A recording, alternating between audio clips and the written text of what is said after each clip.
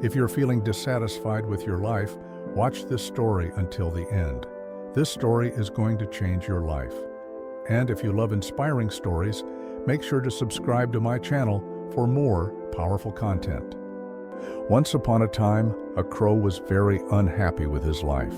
One day he started crying while sitting on a tree. A monk was sitting under the tree when a drop of the crow's tears fell on the monk's cheek. The monk raised his head and saw that the crow was crying. The monk asked, "Why are you crying?" The crow said, "Oh, wise one, I'm very upset with my life. No one loves me. People shoo me away in disgrace and don't give me anything to eat. Everyone hates me. Death is better than such a life." Hearing the crow's words, the monk's heart was filled with compassion. He said, "We should learn to be happy in whatever condition we are in." But the crow didn't understand the monk's words and kept crying. The monk said, "Don't be upset. Tell me, what do you want to be? I can make you that with my mantra." The crow became happy and said, "Oh, blessed one, if you want to do me a favor, then please make me a swan." He said, "Okay, I will make you a swan. But first, go to a swan and ask whether he is happy with his life or not. You go and find out, and until then, I will wait for you here." The crow happily flew away to meet a swan. The swan was swimming in a pond.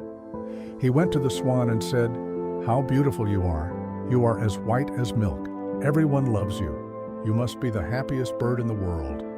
The swan said, "No, my friend, I'm not happy. There are so many beautiful colors in the world. White is nothing. I think the parrot must be the happiest bird in the world. It's so colorful." Hearing this, the crow flew away and reached the parrot. "Oh, parrot," he said, "you are so colorful and beautiful. You must be the happiest bird in the world." "No, my friend, I'm not happy. People keep parrots in cages. I'm always afraid that someone may hold me and lock me in a cage. I think the peacock is the happiest one. He is more colorful than me." Hearing this, the crow flew around looking for a peacock. He finally found a peacock in a cage in a zoo. Hundreds of people had gathered to see him. After they left, he approached the peacock and said, "Dear peacock, you are so beautiful. Thousands of people come to see you. Look at me. When they see me, they immediately shoo me away. I think you are the happiest bird on the planet."